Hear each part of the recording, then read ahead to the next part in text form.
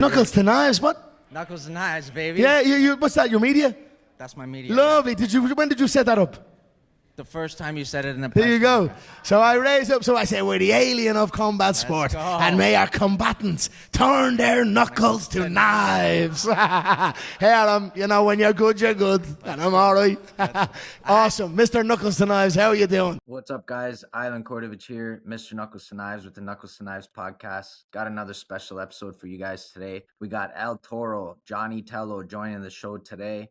He's taking on Gogo Slaveski at BKFC Fight Night Hollywood, and we got him in the waiting lobby here. Let's bring him in. Jonny, what's up, brother? How are you, man? I'm good, man. Heading to the airport now. Perfect. Wait, you running a little bit late? Yeah, a little bit. I was supposed to get picked up at 9 o'clock. Actually, originally 8:30 and then 9, and now it's 9:34. I just left my house. Okay, brother. Well, we haven't spoken in a while, man. It's good to see you. Thank you for taking the time going to the airport. I really appreciate it, bro. Taking on Gogo Slaveski June 4th, BKFC Fight Night Hollywood, co-main event. How's training camp been going for you, brother? It's been good, man. Been training my ass off. I have a few injuries that I'm trying to recover. Really focusing on trying to heal those injuries. But other than those injuries, I'm good. I'm in good shape. I'm skinnier. I'm not as fat as I was before, which is cool. You know, less fat shaming comments after the fight for sure. And so I know I can see it on your face, bro. You've been dropping that weight for sure.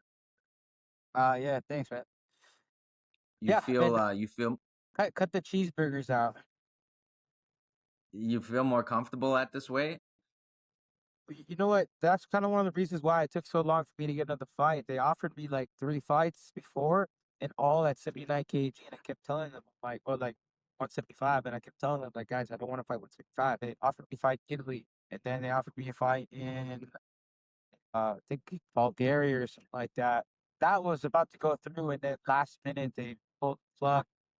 I don't really understand it, but then again, they offered me a fight against number one in the world at 175, that Southpaw, light black guy, his name. That was in March, but I injured my neck, and I told him I need some time, and I told him again, like, I really don't want to fight at 175, 175. And it looks cool when I beat up giants, but I'm just trying to fight guys around my size, like JoJo's, bro. His name is Gogo or JoJo? Gogo, Gorian. Yeah, all right, so whatever, JoJo, like he's like around my size, man. We're like what, like same height pretty much. He's just maybe half an inch taller. Yeah. So I finally got to find out at 165 where I think I belong. Mm. Yeah, no, I did want to ask you about that because it's been over a year since we seen you. Last time you fought was back in April last year on the Dubai card where you took on Sabah Hamasi. Do you prefer the longer layoffs, or has it just been the opponents that you've had hard time finding? It's a combination of trying to get the right pay and also the not the opponent, but like getting a fight at 160, 165, Also, but I fought, like, I did fight circus in Las Vegas. I did 2 foot entire fights there. I had a professional boxing fight. I think it was around June or something like that. And then I had like a hybrid boxing fight also. So I fought technically 4 times this year, not bare knuckle, And when it comes to bare knuckle, I don't mind taking long layoffs because like a fight like I had in my last one, it takes to get some damage. My face can only take so much. Without gloves, I gotta give myself a little break. And Yeah. focus on my mental health and focusing on my fitness. I got you. So you actually don't mind a longer layoff when it comes to bare knuckle. Yeah, well, I got multiple businesses here in Thailand, so I'm busy as fuck. I'm trying to make Mm, money up here other ways. But yeah, I would rather, like, hopefully after this fight, I can fight again right back. Like, after I knock this guy out quick times, I can go in again and like fight soon, not like in a year. Because I'm 35 yeah. now, so I gotta really like to put the pedal to the gas. Mm. What's a hybrid boxing match? You said you fought in a hybrid boxing match. What is that? Yeah, it's like boxing with MMA gloves, pretty much. Okay, Yeah, that's yeah, yeah. unique. Yeah, it was like a tournament. It was like only a 1 minute round, and yeah, it was whatever. It's not very tough. It was barely a fight, man. To be honest. Out in Thailand. Yeah, out in Thailand. Yeah, yeah, yeah. I do Mm. my own shows here a lot of times, and that's one of the shows I kind of like. I was like working the show all the way until I stepped into the ring. Like I was like doing everything, Oh wow, managing. Yeah, yeah, yeah. I got a Rage Fest coming up soon. I'm busy, man. Yeah. damn. Yeah, I mean, I definitely want to ask you about Fight Circus as well, Rage Fest. How long of a flight is it from Thailand to Florida? Is it one flight? No, it's two flights. I got to go to Doha, and then from Doha I go to Miami. I think it's like 26 or 27 hours in total. Oh It's a long flight, man. man, bro, Yeah, yeah. Two flights, two long ass flights. Yeah, jeez, that's a long. I've never been on a flight that long, bro. I don't know how you do it. a lot of movies. Have you a lot of movies? Yeah, I bet. Have you ever fought in the States before? I don't think you've ever fought in the States for the BKFC, right? No, no, this is my first major fight in United States. The two fight circus fights, I don't think that counts. That's more like sports entertainment. So that was in Vegas. That was pretty cool. Yeah. That's tech my first fight in the United States. And then amateur boxing back in the day, I fought a few times, but never like this. This is like, going to America, American dream kind of thing, you know? Yeah. What does that feel like for you? Are you excited to make your debut in the States? To be honest, man, Thailand is awesome. I'm super comfortable here. I have a hot girlfriend. I have my dogs, good food, good weather, making money. Why the fuck do I want to go down over there? You know, I'm so comfortable, but I'm getting off my Bro, ass. they must Going, love. yeah, Yeah. I'm putting myself in an uncomfortable state. I'm just, like I said, I'm just putting myself way out of my comfort zone. I'm getting off my comfortable ass over here, going to the gym, training, and going to the United States to go suffer a little to make some money. Why I'm doing it? Because I want to, you know? But yeah, United States is cool, but Yeah. it's, you know what I'm saying? I'm good here. Thailand's amazing, man. You guys should come out here. It's paradise. Yeah, I was gonna say that they must love you out in Thailand, man. Every time we speak, I mean, last time we spoke, you were hyping up Thailand to the max, paradise, and you almost had me packing my shit right after our interview and moving my ass down there, bro. So, you know Yeah, what I'm I'm feeling like saying? heading But back to my house right now. I'm halfway through the airport. I'm like, fuck, I really want to go. man, I hear that. Okay, so this is also your first co-main event in the BKFC. Yeah. Does that come with any added pressure? No, I think the pressure itself is just me proving to myself and the opponent, the bare knuckle fight. Every time you have a bare knuckle fight, it's, I've had I fought some of the best guys in the world, so I've gone through quite a few wars already, so I kind of know what to expect. But yeah,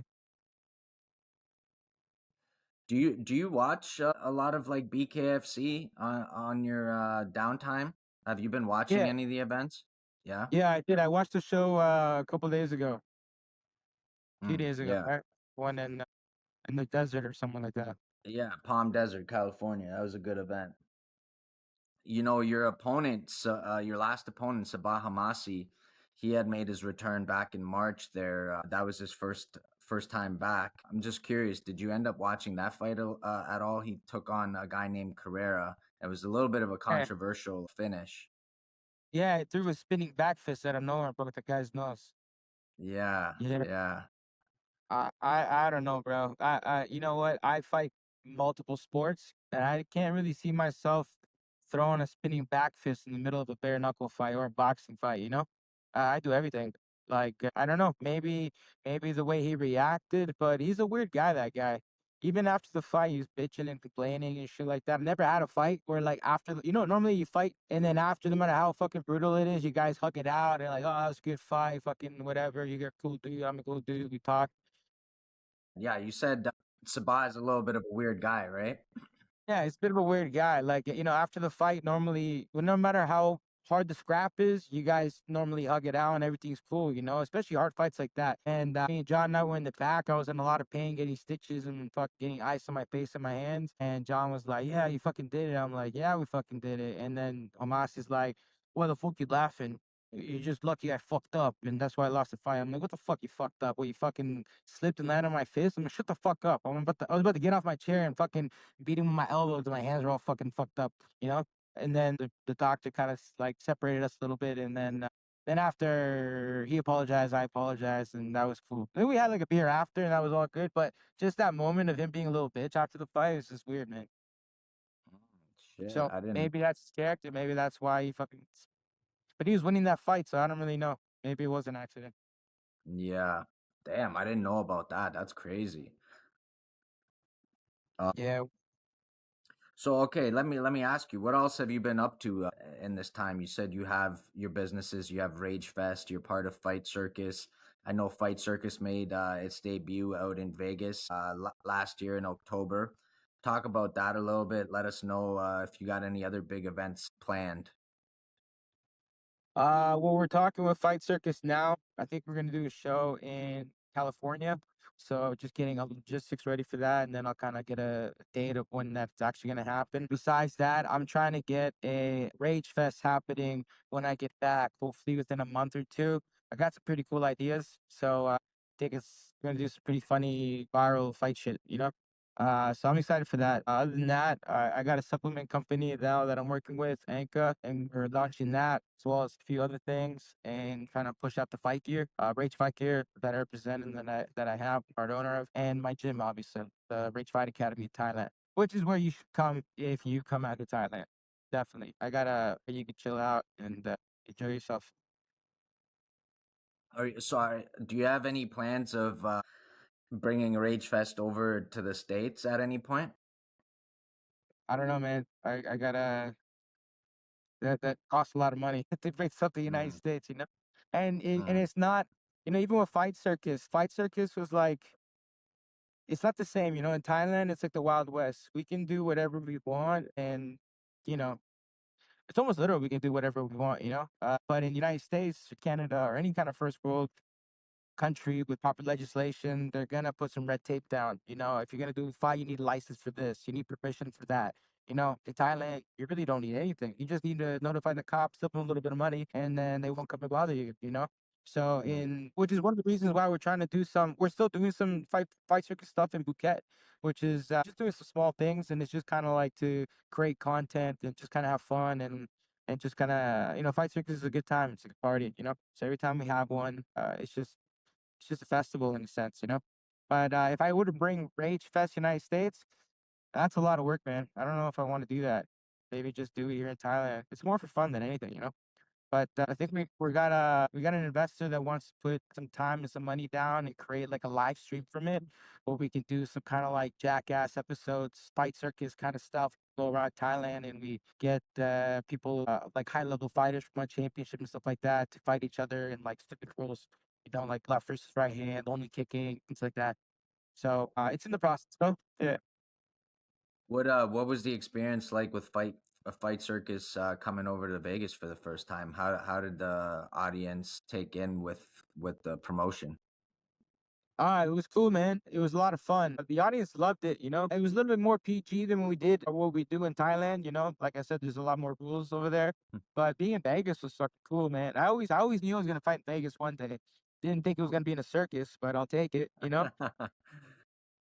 But yeah, man, I got to work with a lot of cool people, like a couple guys from the Jackass crew were there, and chill with them.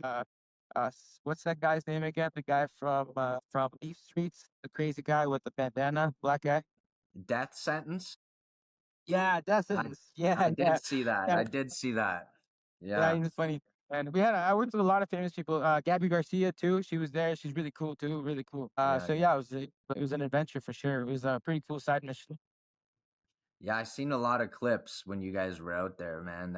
I love it. I love what you guys are doing with Fight Circus. I think it brings a little more excitement and humor to the sport, so it makes it entertaining for sure. It's unique, right? And And I that's think what we are. We're entertainment. it's super fitting for Vegas, like I feel like it's like the perfect location for it. Yeah, yeah, no, definitely. Being in Vegas was really cool, man. It was really surreal. It was my first time there, so I had a Oh, lot of fun. I'm not much of a gambler or anything like that, but just being in the area was cool, you know. yeah, for sure, man.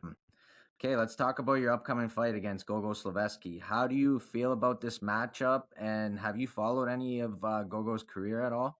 Knuckles to Knives is officially sponsored by Blues King 24/7. My brother Ivan Stojakovic has decided to support the movement. Ivan owns a company called Blues King 24/7, and they are located in Ontario, Canada. Blues King 24/7 does some of the cleanest cladding work in the world. They deal with siding, aluminum panels, and any exterior finish. They also waterproof buildings, homes, and take on any commercial or residential projects. They are located in Ontario, Canada, but will take on work anywhere in the world. So if you need your building or home upgraded on the exterior, call Blues King 24/7. That's BLUESKING 24/7. Go check them out on Instagram. Yeah, yeah. Listen, me and Gogo, like, it was weird. Long time ago when around the time when I first saw my bare knuckle stuff and he was doing it too, I kept seeing him because I remember I was supposed to fight United States once and then they said, never mind, we found somebody else to replace you. That I guess they didn't want to put my ticket out there, you know? But originally they were gonna find me out there and the guy that replaced me was Gogo. And he fought that Russian guy, I forget his name, and then Gogo won. And then, yeah, after that, I saw him like always lurking my stories and shit, you know? And so then I tried to follow him back, and then I don't know, he didn't want to follow me back. So I was like, fuck this guy.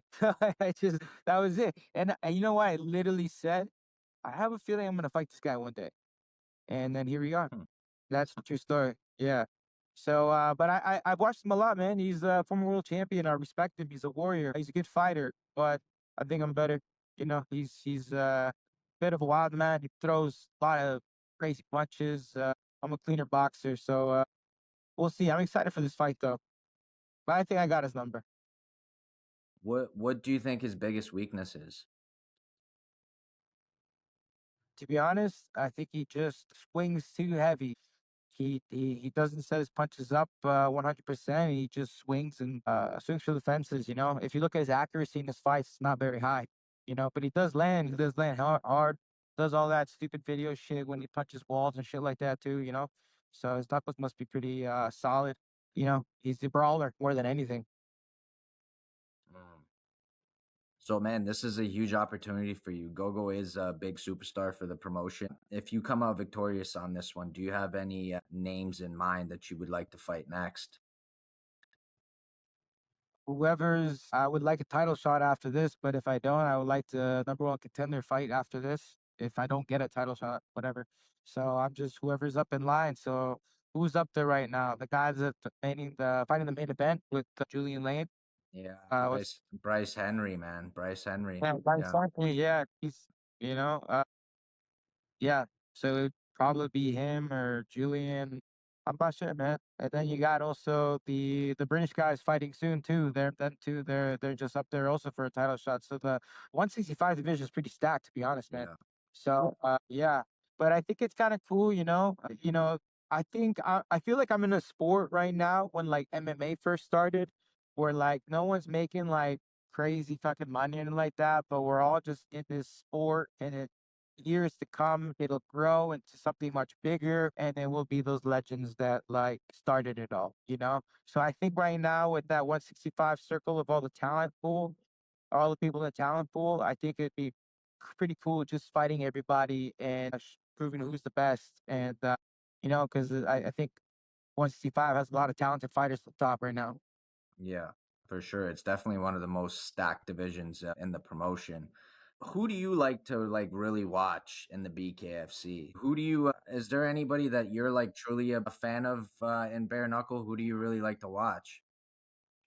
You know what? Like I really like Rico Franco. You know, Mm, he's one of my favorite fighters. I remember watching him back in the day, BKB. Same with Tyranny too.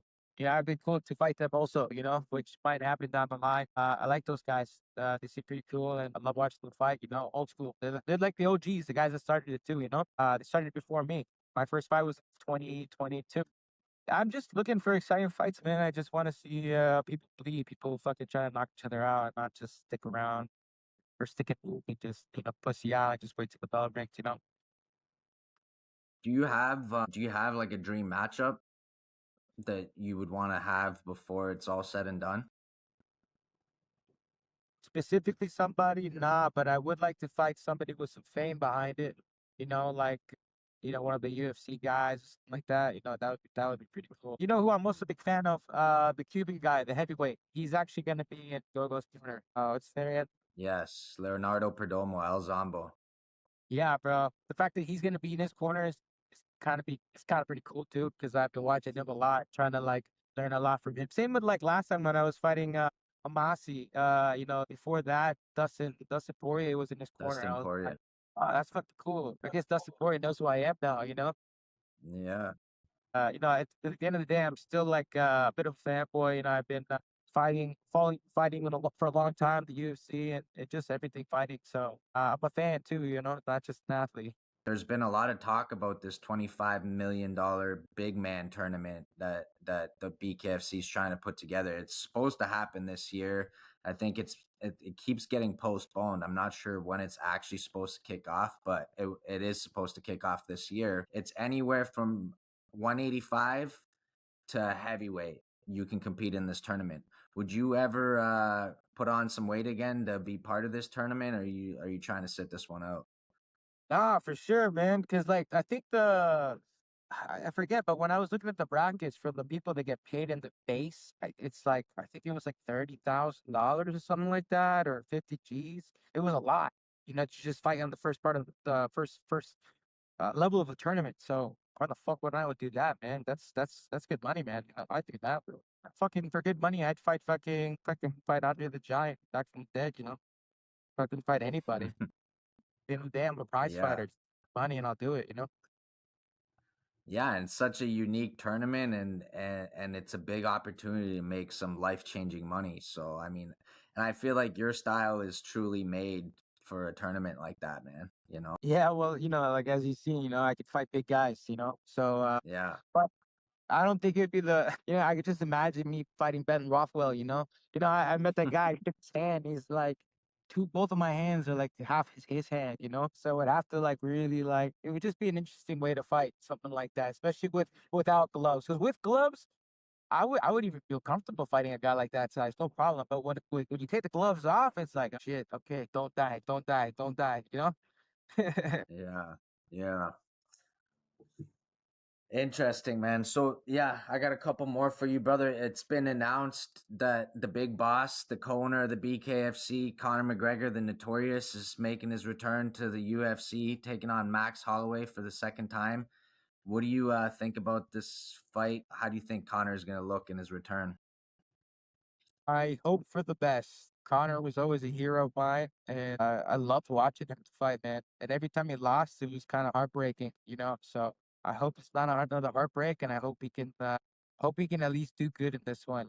I'm a Conor McGregor fan, always been. Yeah. Yeah, how can you not be, right? So when you envision this fight with Gogo, how do you see it playing out? Do you have a prediction for us? Yeah, I think I'm gonna catch him. I think he throws. I think he's a good fit for my style. I'm hard to hit. He misses a lot. I'm a tighter boxer. I can flip him on the inside. I think I'm just gonna show that I'm better than him, you know, and that's my big goal is to show everybody how good I really am. You think decision? I think I can knock him out. Yeah, I think I can clip him. He throws all his weight and all his punches, man. He's off balance half the fucking fight, so I can clip him, man. I can clip him.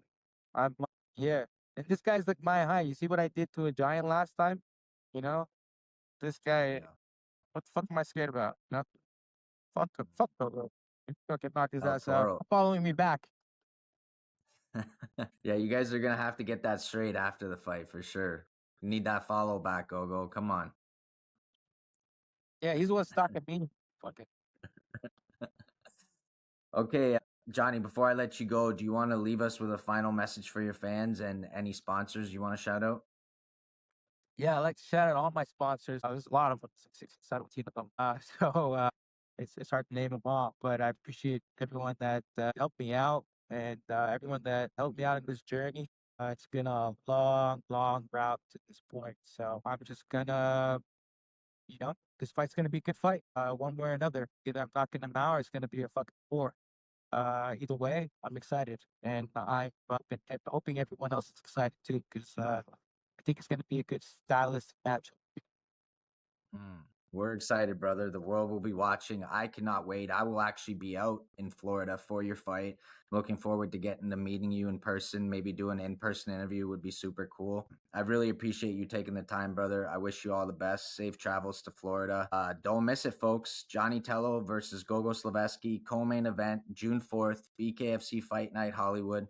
The world will be watching. Knuckles to knives. Jonny, thank you so much, brother. Knuckles and knives, and we out, baby.